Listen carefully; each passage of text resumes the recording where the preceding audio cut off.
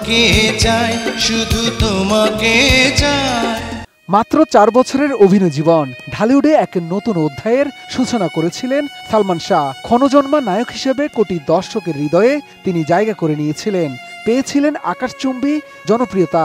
তুমি মোর জীবনের ভাবনা।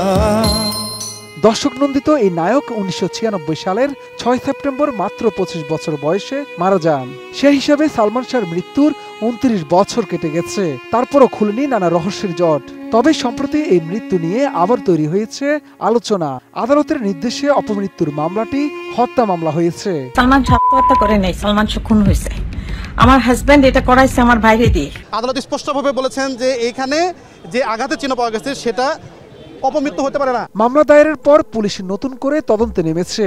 সালমান শাহর সহকর্মী ও পরিবারের সদস্যরাও গণমাধ্যমে নানা তথ্য দিচ্ছেন, যেখানে বারবারই উঠে আসছে নায়কের সাবেক সহ অভিনেত্রী শাবনূরের নাম। অনেকে দুজনকে নিয়ে নানা মন্তব্যের পাশাপাশি দাবি করছেন শাবনূরের সাথে প্রেমই সালমানের মৃত্যুর প্রধান কারণ। এই দুনিয়া ছাড়তে হবে।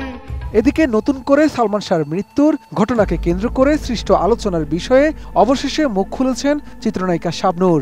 বিদেশে অবস্থানরত এই অভিনেত্রী জানান, অনেকেই তার কাছে এই বিষয়ে মন্তব্য জানতে চাইলেও মামলাটি বিচারাধীন থাকায় শুরুতে তিনি কথা বলতে চাননি।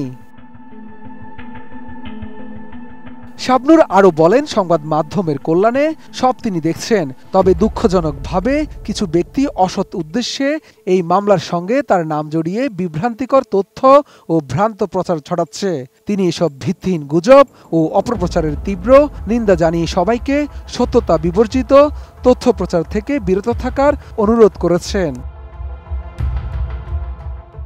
প্রয়াত চিত্রনায়ক সালমান শাহকে অত্যন্ত প্রিয় সহ অভিনেতা হিসেবে উল্লেখ করে শাবনূর বলেন, তারা একসঙ্গে প্রায় 14টি চলচ্চিত্রে কাজ করেছেন। সালমান ছিলেন একজন জনপ্রিয়, অসাধারণ, শক্তিমান এবং প্রতিভাবান অভিনেতা। নিঃসন্দেহে তিনি বলতে পারেন, তার সঙ্গে কাজ করে তার চলচ্চিত্র ক্যারিয়ার বিকশিত ও উজ্জ্বল হয়ে ওঠে।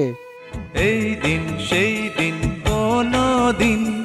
সালমান শাহর অকাল মৃত্যুতে তিনি ব্যক্তিগতভাবে গভীরভাবে ক্ষতিগ্রস্ত হয়েছিলেন জানিয়ে শাবনূর বলেন, তাদের জুটির সাফল্য একসময় অনেকের ঈর্ষার কারণ হয়ে দাঁড়িয়েছিল।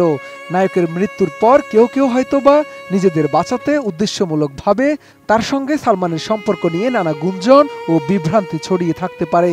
তাদের দুজনকে নিয়ে অনেক জল ঘোলা হয়েছে, যা তাকে মানসিকভাবে আঘাত করেছে।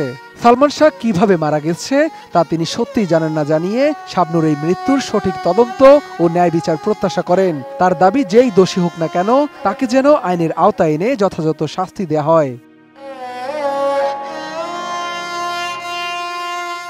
সন্তান হারানোর বেদনার কথা স্মরণ করে শাবনূর সালমান শাহর মা নীলা চৌধুরী এবং তার পরিবারের প্রতি আন্তরিক সহমর্মিতাও জানিয়েছেন। পাশাপাশি প্রয়াত নায়ক সালমান শাহর আত্মার মাগফিরাত কামনা করেছেন জনপ্রিয় এই অভিনেত্রী। শাহাদাত রিফাত, ATN নিউজ, ঢাকা।